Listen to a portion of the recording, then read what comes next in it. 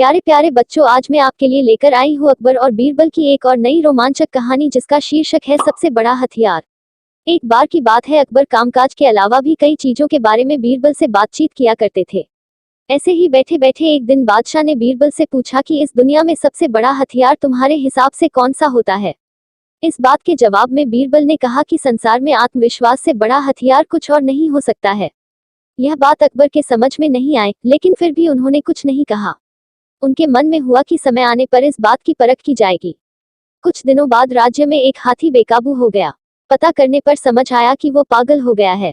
उसे कर्मचारियों ने जंजीरों से जकड़ लिया था। इसकी खबर जैसे ही बादशाह को पहुंची तो उन्होंने सीधे महावत से कहा कि जब भी तुम्हें बीरबल आता दिखे तो हाथी की जंजीरों को खोल देना। यह सुनकर महावत हैरान हो गया, लेकिन बादशाह का आदेश था इसलिए सिर झुकाकर चला गया। अब अकबर ने बीरबल को महावत के पास जाने के लिए कहा। महावत ने भी बादशाह के आदेश का पालन करते हुए बीरबल को आते देख हाथी को जंजीरों से मुक्त कर दिया। बीरबल को इस बात की खबर नहीं थी, इसलिए वो आराम से चल रहे थे। तभी उनकी नजर चिंघाड़ते हुए हाथी पर पड़ी।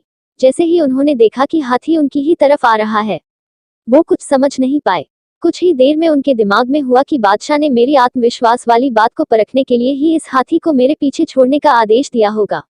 अब बीरबल इधर उधर भागने की सोच रहे थे, लेकिन ऐसा कुछ हो नहीं पाया। सामने से हाथी आ रहा था और अगल बगल में भागकर जाने की जगह नहीं थी। इतने में हाथी बीरबल के काफी करीब पहुंच गया। तभी बीरबल ने सामने एक कुत्ते को देखा और उसे टांगों से पकड़कर हाथी की तरफ फेंक दिया। कुत्ते चीखते हुए हाथी से टकराया। उसकी ऐसी चीखें सुनकर हाथी वापस उल्टी दिशा में भागने लगा।